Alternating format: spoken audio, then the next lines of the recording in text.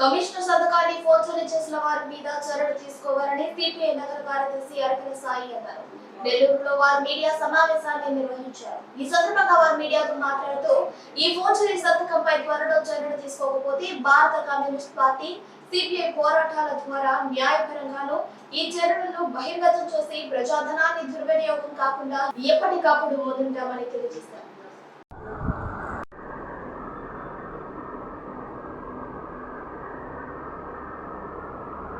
రాష్ట్ర శాసనసభ ఎన్నికల్లో తెలుగుదేశం వాళ్ళ కూటమి ఘనంగా సాధించింది.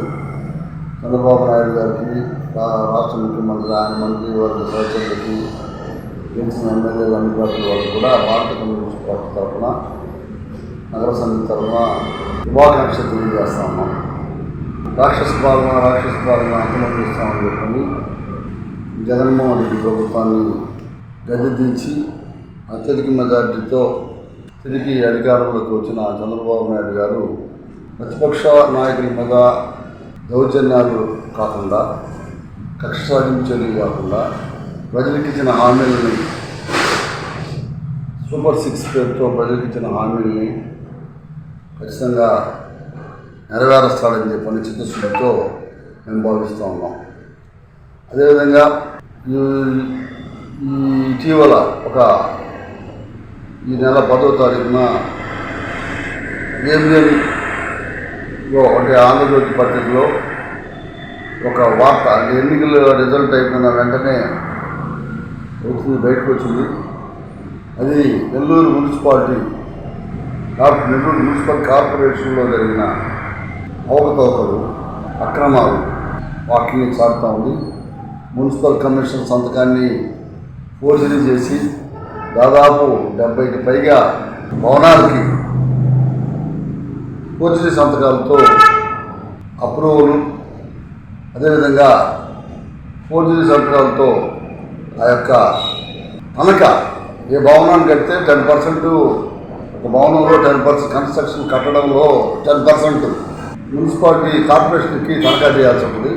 ఆ తర్వాతనే అన్ని చట్ట ప్రకారం ఉంటే, కట్టడంలో అన్ని ఎలాంటి డీవియేషన్స్ లేకుండా ఉంటే అవన్నీ సరిగా ఉన్నాయని సంబంధిత ప్లానింగ్ అధికారులు సర్టిఫై చేసిన తర్వాత ఆ బిల్డింగ్కి ప్లాన్ అప్రూవ్ అవుతుంది. అది పద్ధతి.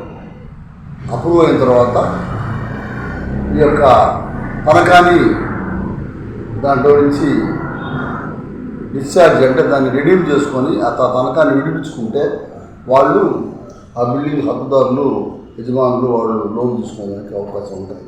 తనఖా ఉన్నంత వరకు కూడా లోన్లు కొన్ని బ్యాంకులు ఇవ్వవు.